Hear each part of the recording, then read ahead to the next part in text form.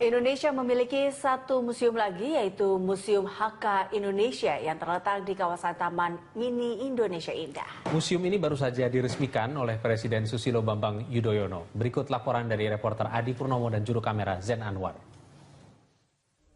Akhir Agustus 2014 ini, Presiden Susilo Bambang Yudhoyono meresmikan Museum HK Indonesia. Di Museum HK ini terdapat 3 ruangan yang masing-masing untuk Museum Tionghoa, Museum HK, dan Museum Yongdi HK Indonesia.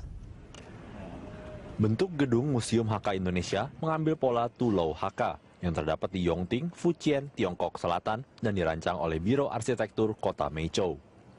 Gedung museum ini terdiri dari 3 lantai dan 3 ruang pameran museum, yaitu Museum Tionghoa, Museum HK, dan Museum Yongting HK Indonesia.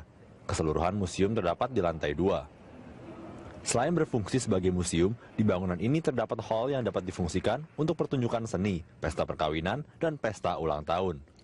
Museum ini juga dibangun untuk mengenang sejarah HK di Indonesia.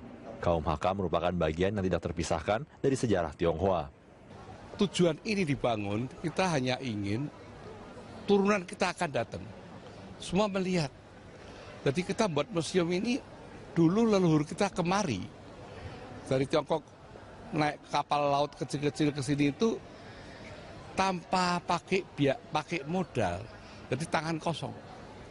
Dengan kerja susah payah, tukang kuli, tukang tambang, macam-macam.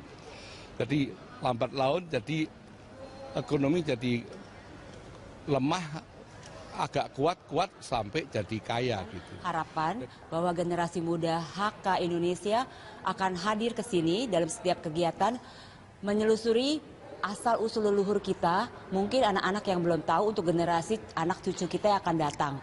Lalu untuk muda-mudi HK Indonesia juga sampai sekarang masih belum kami bisa realisasikan karena belum ada wadah, dan dengan adanya gedung sejarah ini kita akan hadirkan kegiatan muda-mudi atau seminar mengenai bagaimana kisah orang-orang sukses HK pertama kali datang ke Jakarta, mereka bertani dengan susah payah sehingga mereka bisa menjadi orang yang sukses. Bisa kita memberikan satu pelajaran dan bagaimana muda-mudi HK bisa meneruskan cita-cita dari leluhur kita.